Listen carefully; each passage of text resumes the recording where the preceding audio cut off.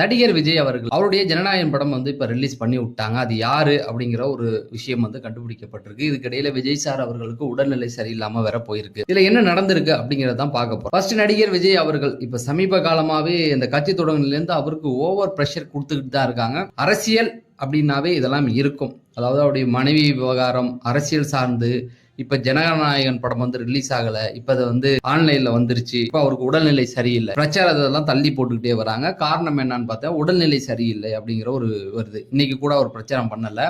நேத்துல இருந்து அவருக்கு உடல்நிலை சரியில்லை அப்படிங்கிற மாதிரி சொல்லிட்டு வராங்க. இந்த ஜனநாயகன் படம் பொறுத்த வரைக்கும் விஜய் அவர்கள் பணம் வாங்கியாச்சு, நடிச்சாச்சு. இனிமே வந்து அவங்களுக்கு இதுல எந்த ஒரு விஷயமும் கிடையாது. கேவிஎன் அந்த நிறுவனத்துக்கு தான் வந்து பணம் போட்டிருக்காங்கல்ல. சம்பளமே 220 கோடி.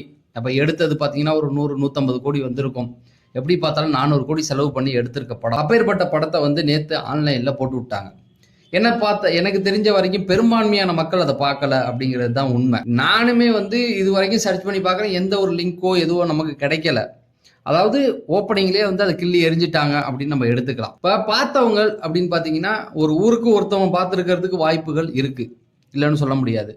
இப்ப ரிலீஸ் பண்ணது யாரு அப்படிங்கிறது தான். ஒரு கட்டத்துல வந்து திமுக தான் ரிலீஸ் பண்ணிருக்காங்க அப்படின்னு சொல்லி திமுக மேல பழிய போட்டாங்க. திமுக அப்படின்னும் பொழுது படம் ரிலீஸ் ஆகாததுக்கு காரணமே இதுல அரசியல் இருக்கு, நம்மள தாக்கி இருக்காங்க அப்படிங்கிறது தான் படத்தை ரிலீஸ் பண்ண விடாம வச்சிருந்தாங்கன்னு சொல்றாங்க. அப்படிப்பட்டவங்க வந்து இதை ரிலீஸ் பண்றதுக்கு வாய்ப்பு இல்லைங்க. ஏன்னா விஜய் சாருடைய அந்த படம் வந்து திமுகவுக்கு எதிரான டிவிகே ஆதரவான ஒரு படம். திமுக பிரகாஷ்ராஜ் வந்து ஸ்டாலின் மாதிரி சித்தரிச்சிருக்காங்க அப்படிங்கிற மாதிரிலாம் சொல்றாங்க. அதனால இது திமுக தரப்புல இருந்து வெளியிடறதுக்கு வாய்ப்பே கிடையாது. ஏன்னா அவங்கள பத்தி கேவலமா திட்டிருக்காரு. இங்க ரிலீஸ் பண்றதுக்கு பதிலாக அதை தேட்டர்ல ரிலீஸ் பண்ணிருப்பாங்களே, அன்னைக்கு அதை அலோவ் பண்ணிருப்பாங்களே அப்படி. அப்ப கேவிஎன் நிறுவனத்தின் வழியா தான் இது வந்திருக்கணும் அப்படின்னும் போது கேவிஎன் நிறுவனம் இது ஏன் பண்ண போறாங்க? ஏன்னா அவங்களுக்கு அது லாஸ் அப்படின்னும் போது ஒன்னு தணிக்கை குழு இல்லைன்னா எடிட்டர் இங்கேருந்து தான் இது வந்திருக்கணும் அப்படிங்கிற அளவுக்கு இப்ப பேச்சுகள் போயிட்டு இருக்கு. இந்த பக்கம் இந்த விஜய் தரப்புக்கும் ஒரு பிரச்சனை இல்லை, திமுக இதை செய்ய வேலை இல்லை, கேவிஎன்னும் இதை பண்ணியிருக்க மாட்டாங்க. அப்ப யார் தாங்க பண்ணிருப்பா? விஜய் தரப்பு பண்ணிருக்கா அப்படின்னு கேட்டீங்கன்னா விஜய் அதை பண்றதுக்கு வாய்ப்பு இல்லை. ஏன்னா அவரை பொறுத்த வரைக்கும் அவருடைய இப்ப உடல்நிலை சரியில்லை அப்படின்னு இருக்காங்களா, தேர்தல் அந்த டென்ஷன் இதுல அவர் போயிட்டு இருக்கும்போது இப்ப ஜனநாயகன் படத்தை அவரு சத்தியமா மனசுல வச்சிருக்கவே மாட்டார். அவருக்கு கணிசமான ஒரு வாக்குகளை வாங்கி டிவிகேக்கு ஒரு அங்கீகாரத்தை கொடுக்கணும்ன்ற ஒரு எண்ணம் மட்டுமே அவருக்கு போக்கஸா இருக்குமே தவிர சினிமாவை பத்தி அவர் திங்க் பண்றதுக்கான வாய்ப்புகள் இப்ப கிடையாது. அதுவும் வந்து என்ன அப்படின்னு பாத்தீங்கன்னா விஜய் சாரே இதை ரிலீஸ் பண்ணி அவர் மேல வந்து ஒரு சிம்பத்தி கிரியேட் பண்றாரோ அப்படிங்கிற மாதிரிலாம் பேசுறாங்க. அதுக்கு வாய்ப்பே கிடையாது. அதுக்கப்புறம் பாத்தீங்க அப்படின்னு பாத்தீங்கன்னா அது மூன்றாம் தரப்பு எடிட்டர் அங்க வேலை செஞ்சவங்க யாராவது பண்றதுக்கு வாய்ப்பு இருக்கு. ஏன்னா இதை ரிலீஸ் பண்ணா அவங்களுக்கு பணம் கிடைக்கும் அப்படிங்கிற கோணத்துல தான் இது போயிட்டு இருக்குது. இது வரைக்கும் 3 பேர் வந்து கண்டுபிடிக்கப்பட்டிருக்கு. ஆனா அது இன்னும் டீப்பா போயிட்டு யார் பண்ணா அப்படிங்கிறத வந்து அவங்க பேசுறதுக்கு வாய்ப்பு இருக்கு அப்படிங்கிற மாதிரி சொல்றாங்க. சரி, இதுக்கு நடிகர் ரஜினிகாந்த் வந்து கண்டன குரல் கொடுத்திருக்காரு. ரொம்ப வருஷமாவே இந்த காக்கா கழுகு இந்த மாதிரியான பிரச்சனைகள் எல்லாம் போயிட்டு இருந்ததை நீங்க பார்த்துருப்பீங்க.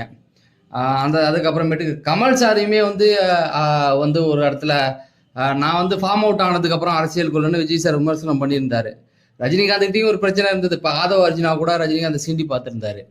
ஆனா இவர்கள் எல்லாம் குரல் கொடுத்திருக்காங்க, இப்படி பண்ணக்கூடாது. ஏன்னா இது சினிமா நம்பிக்கை சார்ந்த விஷயம், உடனே ஆக்ஷன் எடுக்கணும் அப்படிங்கிறதையும் வலியுறுத்தி இருக்காங்க. கமலஹாசன் வந்து ஒரு படி மேல இது விபத்தா இருக்க வாய்ப்பு இல்லை அப்படின்ட்டாரு. தற்செயலா நடந்தது இல்லை அப்படிங்கிறதையும் அவர் சொல்றாரு. ஆந்திராவில் சிரஞ்சீவி என்னடா இதுக்கெல்லாம் குரல் கொடுக்காருன்னு பார்த்தா சமீபத்தில் பிஜேபிக்காக பேசி பவன் கல்யாண் வந்தார்ல, அவருடைய அண்ணன் தானே. ஸோ அவரும் கொடுத்திருக்காரு. தெலுங்கு நடிகர் விஜய் தேவர்கொண்டா, தமிழ்ல வந்து சிவகார்த்திகேயன் எல்லாருமே குரல் கொடுத்திருக்காங்க. ஏன்னா இது வந்து ஒரு பெரிய விஷயம். 400 கோடி ஒரு தயாரிப்பாளர் ஒரு மனிதன் நடுத்தெருவுக்கு வர வைக்க வேண்டிய ஒரு சூழல் இது. நேற்று வரைக்கும் ராஜ வாழ்க்கை வாழ்ந்தவன் இன்னைக்கு தெருவுக்கு வந்துட்டாங்கன்னு சொல்ல வைக்கலாம். அந்த மாதிரியான ஒரு விஷயங்கள் பண்ணியிருக்காங்க. கூடி சீக்கிரம் கண்டுபிடிச்சிருவாங்க. இது அரசியல் நோக்கமா இருக்க வாய்ப்புகள் கிடையாது. இதுல லாபம் பார்த்தீங்கன்னா விஜய் சாருக்கு தான். ஏன்னா விஜய் சாருக்கு மேல ஒரு சிம்பத்தி வரும். ஆனா அவர் ரிலீஸ் பண்ண வாய்ப்பு கிடையாது. திமுக இது ரிலீஸ் ஆகாம இருக்கிறது தான்டா நல்லதுன்னு அது உட்காந்துருக்கும். இப்போ மூன்றாம் தரப்பு அதாவது இளைஞர்கள், ஹேக்கர்கள் இந்த மாதிரியான ஆட்கள் தான் இதை பண்ணியிருக்கணும். அதை தான் வந்து தேடி கண்டுபிடிச்சிக்கிட்டு இருக்காங்க.